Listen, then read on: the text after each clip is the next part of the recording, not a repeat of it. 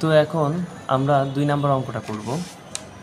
2 নম্বর অঙ্কে বলা হয়েছে যে 5 কেজি ভরের একটি বস্তু 5 মিটার উঁচু থেকে একটি পেরেকের উপরে পড়লে পেরেকটি মাটির ভিতরে 10 সেন্টিমিটার ঢুকে যায়। মাটির গড় প্রতিরোধ বল নির্ণয় করো। আচ্ছা, একটা বস্তু এর ভর 5 কেজি। একটা বস্তুর ভর কত? 5 কেজি। এই 5 কেজি বস্তু এই মাটির উপরে একটা পেরেক রাখা আছে। মাটির উপরে একটা পেরেক রাখা আছে। এটা একটা পেরেক। এই পেরেকের উপরে 5 মিটার উচ্চতা থেকে, উচ্চতা কত? হাইট কত? হাইট হলো 5 মিটার। 5 মিটার উপর থেকে যখন এই বস্তুরা যখন এই পেরেকের উপরে পড়ে, এই যে পেরেকের উপরে বস্তুটা পড়ছে, ঠিক আছে? পেরেকের উপরে পড়াতে পেরেকটা কতটুকু ভিতরে ঢোকে? পেরেকটা 10 সেন্টিমিটার মাটির ভিতরে ঢুকে যায়। অর্থাৎ 10 সেন্টিমিটার মানে কতটুকু? 10 সেন্টিমিটার মানে হলো 0.1 মিটার, তাই না? 10 সেন্টিমিটার মানে কত? 0.1 মিটার না? হ্যাঁ, 0.1 মিটার। তাহলে আমাদের প্রশ্নে বলা হয়েছে যে 5 কেজি ভরের একটা বস্তু একটা পেরেকের উপরে পড়ে পেরেকটা মাটির ভিতরে 0.1 মিটার ঢুকে গেল, ঠিক আছে? 5 মিটার উচ্চতা থেকে পড়ে 0.1 মিটার ঢুকে গেল। তাহলে আমাদের বস্তুর মোট সরণ কতটুকু হইল? বস্তুর ভর হলো 5 কেজি, মোট সরণ হলো 5 মিটার প্লাস 0.1 মিটার, তাই না? তাহলে হলো 5.1 মিটার। এটাই তো সরণ, তাই না? 5.1 মিটার। আচ্ছা, এখন পতনশীল বস্তুর ক্ষেত্রে একটা একটা তত্ত্ব আছে। তত্ত্বটা কি? পতনশীল বস্তুর স্থিতিশক্তি ও প্রতিরোধ বলের বিরুদ্ধে কাজ পরস্পর সমান।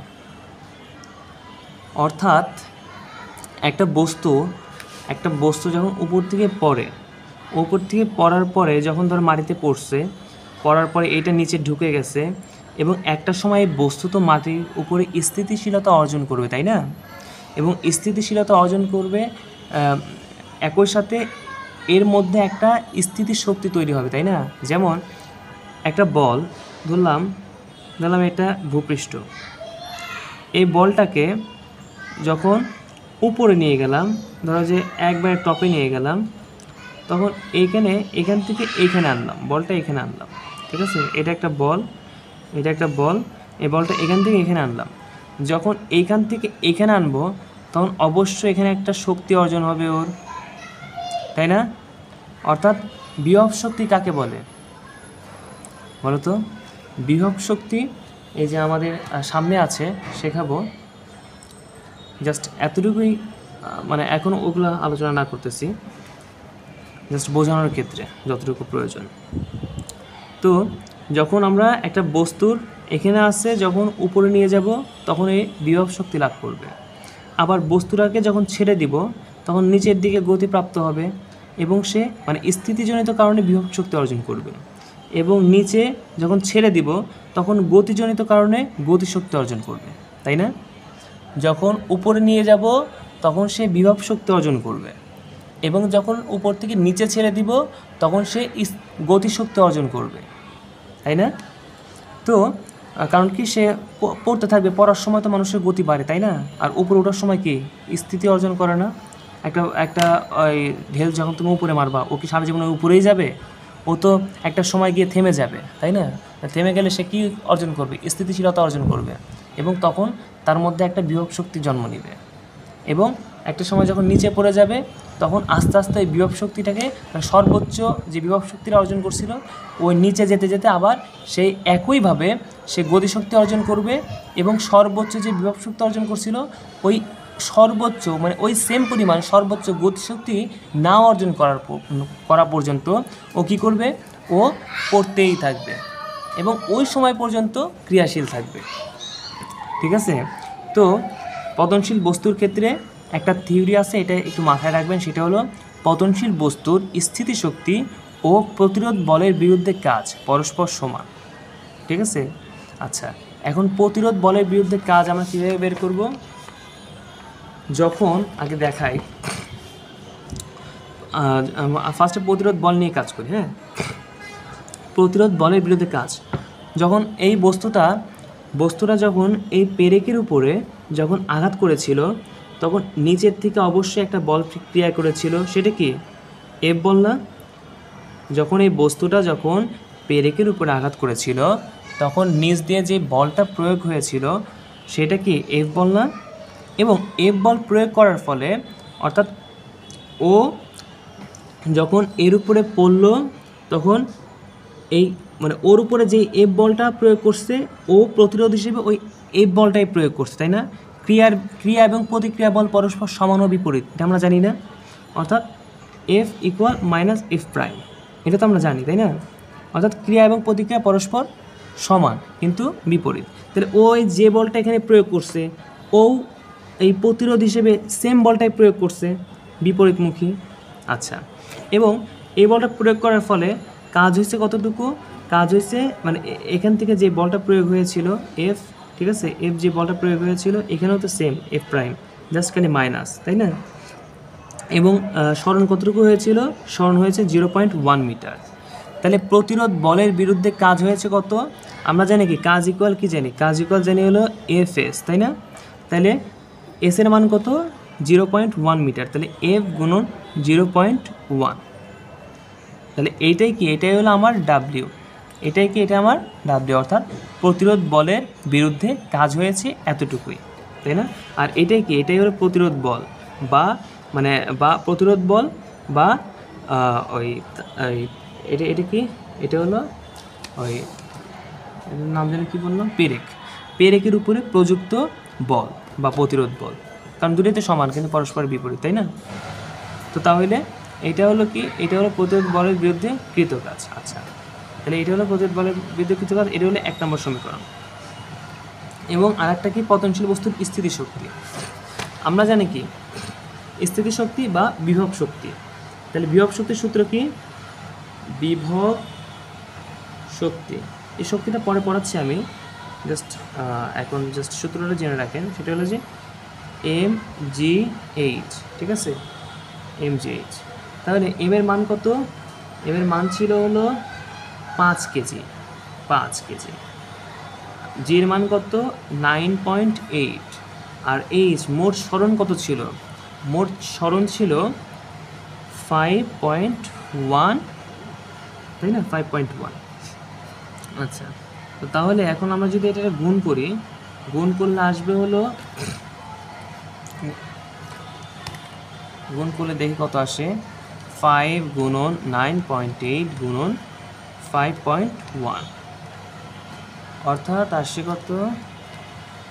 49.9, 249.9, ঠিক আছে?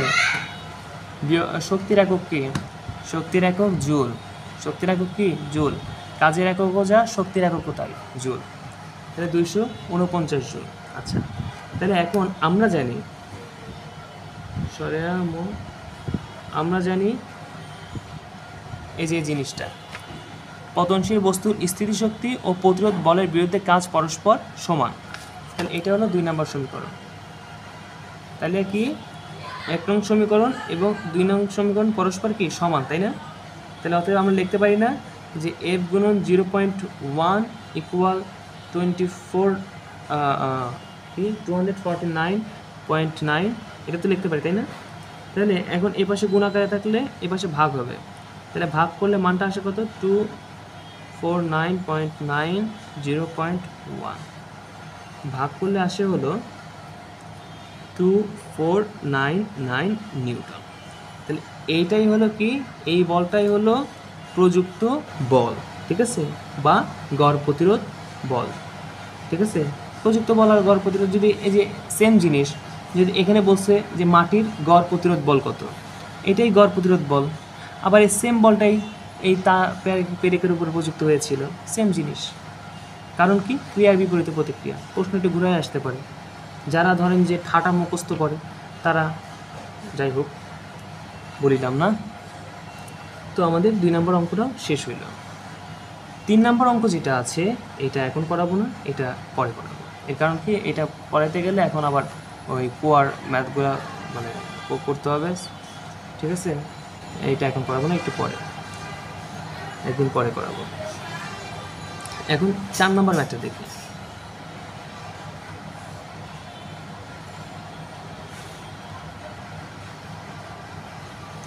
চার নম্বর ম্যাথে বলা হয়েছে একটি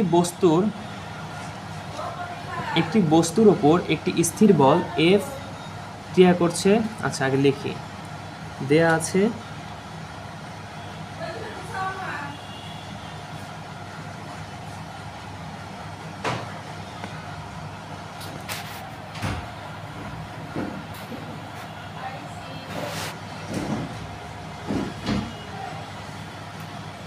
F equal I minus 2j plus 3k, ঠিক আছে? নিউটন। এগুলোকে সব বলে একক ভেক্টর বলা হয়। আর equal 3i minus 2j plus k সরণ, এটা হলো সরণ, ঠিক আছে? বল প্রয়োগে এই বলটা এর উপরে মানে বল প্রয়োগ, আচ্ছা বলতেছি আর কি। আচ্ছা, তাহলে এই দুইটা জিনিস দেওয়া আছে। কি দেওয়া আছে? একটি বস্তুর ওপর একটি স্থির বল এফ এত নিউটন ক্রিয়া করছে। নিম্নোক্ত ক্ষেত্রগুলোতে কৃত কাজ নির্ণয় করো। বল প্রয়োগে একটা বস্তুর উপরে, আচ্ছা আগে একটা জিনিস আমি আপনাকে বলি।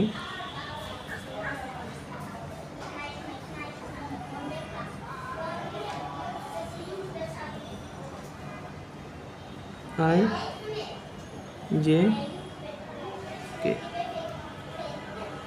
X Y Z।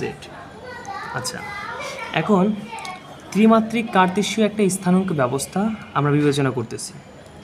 ত্রিমাত্রিক কার্তেশীয় অর্থাৎ 3টা মাত্রা X Y Z। ত্রিমাত্রিক কার্তেশীয় স্থানাঙ্ক ব্যবস্থায় আমরা 3টি একক ভেক্টর কল্পনা করেছি, I J এবং K। X বরাবর থাকবে হলো I ভেক্টর, Y বরাবর থাকবে J ভেক্টর এবং Z বরাবর থাকবে K ভেক্টর। তাহলে X বরাবর থাকবে কি I ভেক্টর, J বরাবর থাকবে Y বরাবর থাকবে J ভেক্টর এবং Z বরাবর থাকবে K ভেক্টর। তো যখন